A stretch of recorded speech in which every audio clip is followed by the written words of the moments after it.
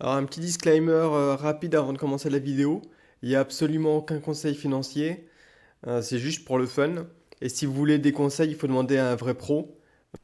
Alors qu'est-ce qui se passe de beau dans le monde? Alors ouais, aux US, le plan, le prochain stimulus check là de 1,9 trillion. J'ai toujours du mal, là, trillion, j'ai pas l'habitude encore. Je crois qu'il est passé, ils l'ont voté ce week-end, il y a encore un peu de ping-pong à faire, mais les chèques vont arriver. Celui d'après, donc le infrastructure plan, c'est marrant parce qu'il y a des mecs qui commencent à parler de payer. Qui va payer pour ça? Personne va payer. C'est pas très patriote de commencer à demander qui paye pour toutes ces dépenses, hein. Bon. Ça, on s'en fout parce que c'était la semaine dernière. Là, je crois que ça se casse la gueule, donc c'est pas très relevant. Les riches sont toujours plus riches, donc ça c'est normal. Parce qu'en fait, quand tu imprimes de l'argent pour pomper les maisons et le prix du stock market, bah, ça bénéficie à qui? Ça bénéficie aux mecs qui ont des maisons et qui ont des stock market. Donc le mec lambda qui loue un appart et qui galère à payer le crédit de sa bagnole, lui, il s'en bat les couilles que le stock il fait plus 20% et que le prix des maisons il fait plus 50%. Donc ouais, bah c'est normal quoi. Ça, je sais même pas c'est quoi le contexte.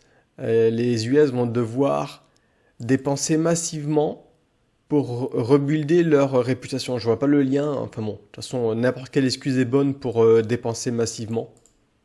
Donc ouais, faut y aller, les gars, faut imprimer. Ouais, ça, je sais pas si on va trop en parler maintenant, mais en fait, il y a les taux du 10 ans et du 30 ans aux US qui remontent, puisqu'il y a de plus en plus de gens qui ont peur de l'inflation.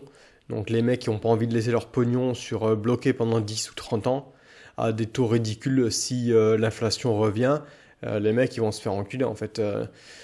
Tu me prêtes de l'argent, je te rends 30 ans, tu me fais ça à 0,5%. S'il y a 2% d'inflation par an, au final, dans 30 ans, tu récupères de la merde, quoi. Donc bon, les taux sur le long terme de la courbe, donc 10 ans, 30 ans remontent, et du coup, tout le monde se demande qu'est-ce que va faire la Fed. Est-ce qu'ils vont en acheter pour faire baisser les taux, ou qu'est-ce qu'ils vont faire? Est-ce que les taux vont continuer à monter?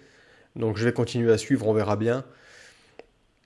Alors le Venezuela qui lance des billets de 1 million de bolivars. Donc vous inquiétez pas, ça sera bientôt partout. Tout le monde aura des billets de 1 million bientôt. Suffit d'attendre qu'il y ait un peu plus d'inflation, ne vous inquiétez pas. Bah, en parlant de la valeur de l'argent, j'ai vu ça, ça m'a fait marrer. Une bagnole de Renault, là, un truc donc hybride. Putain, 30 000 euros, mais sans déconner, putain. Qui c'est qu'à 30 000 euros à lâcher dans une bagnole, quoi? Surtout que pour 30 000 euros, je t'explique même pas ce que tu peux avoir aux US comme bagnole, hein, mais bon. Tu te prends une bonne petite Elantra, là, 200 chevaux, tranquille. Alors, les NFT, tiens, bah, toujours dans le domaine du l'argent n'a aucune valeur. Ah, donc, il y a le patron je crois que de tweet, non, Jack Dorsey, c'est le patron de je sais plus quoi. Donc, un mec a mis en vente les droits de son premier tweet. Donc voilà, c'est ça. Just Setting Up Twitter. Donc les droits sur ce tweet sont en vente pour 10 millions. Sans déconner, mais qui c'est qui a 10 millions à claquer dans une merde comme ça? De toute façon, les NFT, quand tu as le pognon que ça génère, c'est vraiment n'importe quoi. Alors la bonne nouvelle, ça c'est un article d'aujourd'hui. Il y a eu un sondage qui a été fait aux US et les gens vont claquer leur stimulus check dans le stock market, hein.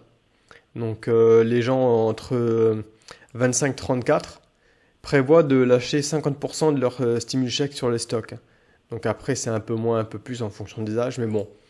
Donc dès que les chèques vont arriver, ça va nous permettre de remonter un peu le stock market, donc ça c'est bon ça. Alors la Fed qui étend un programme de protection. Donc c'est quoi celui-là? C'est le Paycheck Protection Program Liquidity Facility. Donc ce qu'il faut savoir, c'est que la Fed, ils ont 5 ou 6 programmes comme ça, où ça injecte du pognon dans l'économie. Parce que quand ils font du QE, je suis d'accord que le pognon ne va pas directement dans l'économie, parce que c'est de la monnaie structurale, donc effectivement ça ne va pas dans l'économie. Mais par contre, les 5 ou 6 programmes qu'ils ont fait après le Covid, donc genre celui-là, là, le PPP LF, il y en a 5 ou 6, je ne les connais pas par cœur, eux c'est injecté directement dans l'économie, hein. Donc quand les gens me disent ouais la Fed, le QE ça va pas dans l'économie, ouais effectivement mais il y en a plein qui vont dans l'économie en fait. Donc c'est ce genre de trucs typiquement qui vont faire de l'inflation. Ça c'est côté Fed, hein, mais côté gouvernement t'as les stimulus checks, les PPP loans aussi. Je crois que j'ai un truc sur le PPP loan d'ailleurs après. Alors, les Américains vont balancer des billions dans le stock, ouais, donc ça, je pense, c'est lié au stimulus check. Tout l'argent qu'ils ont de côté, de toute façon, il va dans le stock market. Alors, en France, le gouvernement pourrait prendre en charge les loyers des commerces, ils doivent rester fermés. Donc, bon, pareil, d'où vient le pognon, on ne sait pas, ça va encore faire du déficit à gogo, mais c'est la fête. Le prix des forfaits téléphones en France qui augmente, là, enfin, Bouygues Télécom. Mais bon, vous inquiétez pas, il n'y a pas d'inflation, hein. Donc les prix augmentent, mais tout va bien. Ne vous inquiétez pas. Et ça, c'est quoi? Ah oui, bah, j'en parlais justement des PPP loans. Donc il y avait un mec qui faisait... donc un mec qui était pas vraiment certifié pour faire des papiers sur les taxes, qui faisait qui a levé des fonds pour des PPP loans justement liés au Covid. Donc le mec il s'est fait quand même plus d'1 million. Il y en a plein comme ça, hein. Il y en a à gogo en fait. Les PPP loans c'était free money quoi. Tu vas, tu remplis un PDF, t'as 2 lignes à remplir et allez hop, tiens, bah tu veux combien? Donc lui il en a fait combien? Donc 1,2 million. Je sais pas combien de loans il a pris en fait. Alors lui il a été greedy, hein. C'est pour ça qu'il s'est fait choper. Je crois qu'il en avait ouvert 6 un truc comme ça. Putain, je vais pas lire. Je peux- Tout ça, ça va me faire chier. Enfin bon, il en a ouvert beaucoup trop, donc il a été trop greedy, mais il y en a plein. Plein de mecs qui se sont fait un petit PPP loan à juste 100 000 dollars. Ceux-là, t'es sûr de pas être inquiété. Et c'est automatiquement pardonné, hein, donc c'était vraiment free money aux US. Donc ouais, tout va bien.